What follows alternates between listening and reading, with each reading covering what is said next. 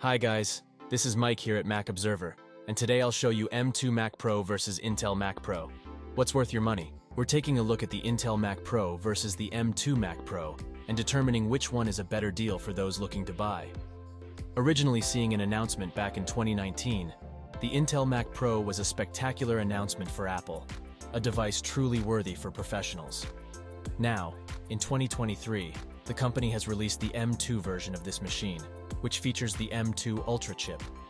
There's a lot of users that are looking to know about both of these powerhouse machines. So let's take a look at each and determine which is worth the money. Comparing the two, I'm going to take a brief look at the stats between the Intel and the Apple-based Mac Pros. I'll also explain the major differences between the two machines, while also trying to highlight their major strengths and weaknesses. I will also talk about how these two machines function on the performance end, and then ultimately make an argument toward which one I believe users should consider. There's a lot to it, so let's get started. When it comes to the specs of the 2019 Intel Mac Pro, users have a lot of options to choose from. In addition to 8, 12, 16, 24, and 28 core choices for the Intel Xeon W, the 2019 Mac Pro is also capable of housing up to 1.5 terabytes of memory, though this does require a 24 or 28 core processor. Users also have a plethora of options when it comes to graphics, with all of the choices being variations of the AMD Radeon Pro. The Intel Mac Pro can also configure up to 8 terabytes of SSD storage, splitting it into two 4 terabytes modules. It also features 8 PCI Express expansion slots, and can also feature Apple Afterburner, which is a ProRes and ProRes RAW accelerator card. Though Afterburner is an extra $1,000 option, on the flip side, the 2023 Mac Pro only focuses on the M2 Ultra, which is an absolute powerhouse. Featuring a 24-core CPU that sports 16 performance cores and 8 efficiency cores, the Mac Pro is also configurable to 24-core CPU, 76-core GPU, and 32-core neural engine, thanks to the M2 Ultra. The 2023 model also comes with 64 gigabytes of unified memory, with options for 128 gigabytes and 192 gigabytes. In terms of storage, the 2023 model sports 1 terabytes SSD, with options for 2 terabytes, 4 terabytes, or 8 terabytes. The 2023 Mac Pro also features 2 video decode engines, 4 ProRes encode and decode engines, and 4 encode engines. Off the rip, users that go with the new Apple-based Mac Pro are getting the much beefier M2 Ultra processor, but the memory is lacking when compared with the options the Intel-based machine provides. Users should heavily consider this, especially when making such a large purchase. This problem can be even larger for the Apple Silicon Mac Pro, as it is unable to swap for more memory. However, we'll get into these specifics a bit later. One of the more interesting things about the 2023 Mac Pro is that it looks virtually identical to the 2019 Intel counterpart. Obviously, the internal components are vastly different, though Apple decided to stick with the cheese grater look for the 2023 model. With both having virtually the same case, both devices are able to remove the enclosure to give users access to the internal components. This can be great for swapping out parts, though the Apple Silicon Mac Pro falters here a bit. Unlike the Intel-based model, users are not able to swap or expand the memory within the 2023 Mac Pro, which can be an extreme downside for many. Considering the amount of money you're paying, many users feel this could be a major disadvantage as the machine gets older. On the flip side, the Intel-based Mac Pro does allow for swapping memory. It also doesn't help that the Intel Mac Pro is capable of up to a terabyte of memory. Concerning the 2023 Mac Pro, some users may also see a major downside in the lack of support for additional video cards. The M2 chip handles graphics, so you cannot add an additional video card. Users may also want to know that the RAM is also attached to the chip. However, that doesn't mean the new model doesn't support expansion slots, as there's 6 full-length PCI Express Gen 4 slots. This includes 2 16 and 4 8 slots. This is up from the Intel-based Mac, which features 3 full-length PCI Express Gen 3 slots, 1 16 and 2 8. However, though Apple has expanded these slots, users should really consider what they're going to use them for. For example, if you're a video editor, you're going to need additional things such as memory, storage, or even an additional graphics card. Additional PCIe slots aren't necessarily going to help with that.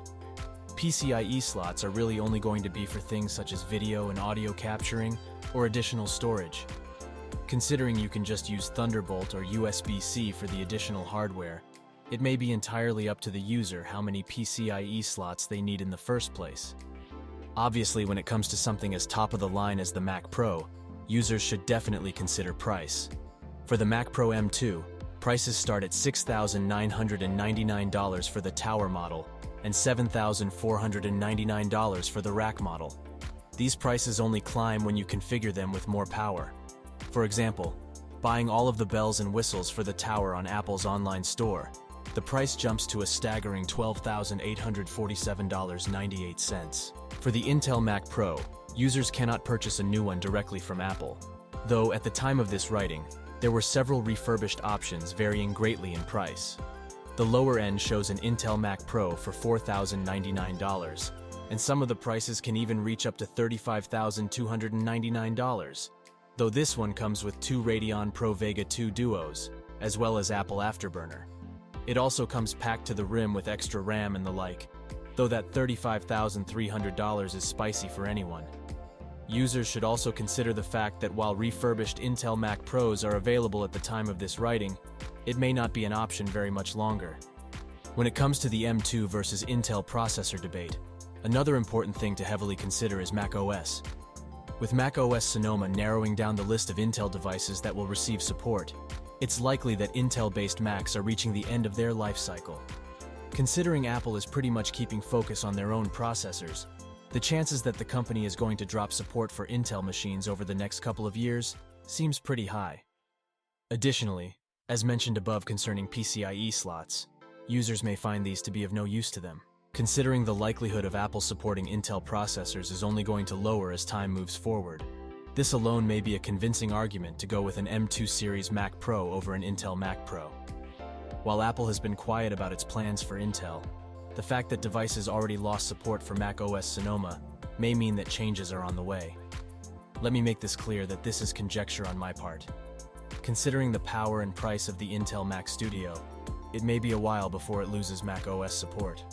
However, I think this is something that one should still take into account before buying an Intel-based Mac in 2023 and beyond. I personally think the right choice is to go with an M2 series Mac Pro over an Intel-based Mac.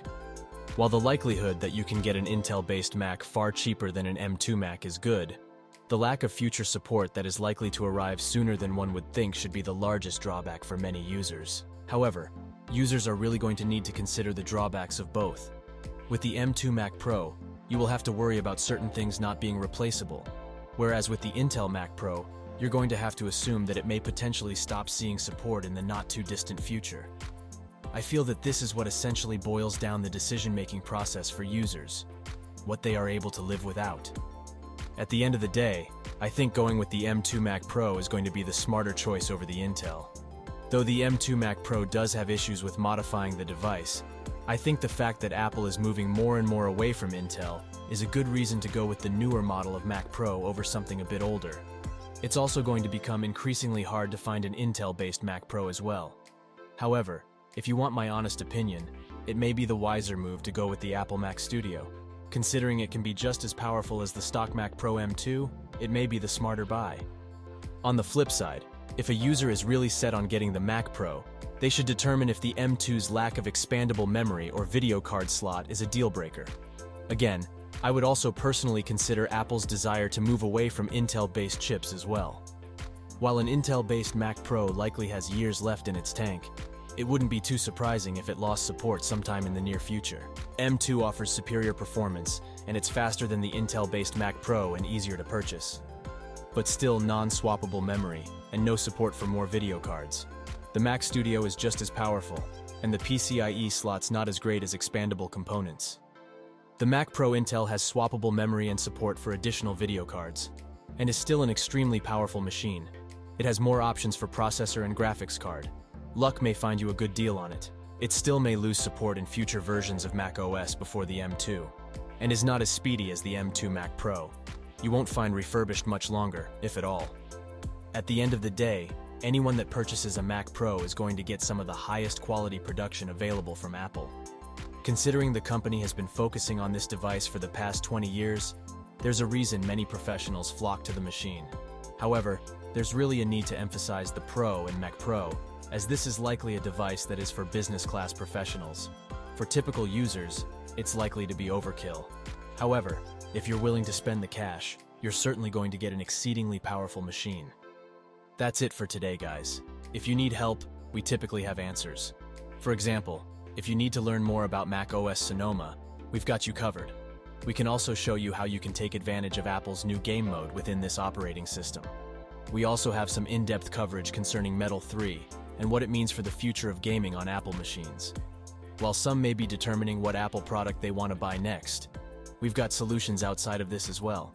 Don't forget to like and subscribe at Mac Observer for more intuitive guides, tips, and Apple news. This is Mike here. See you next time.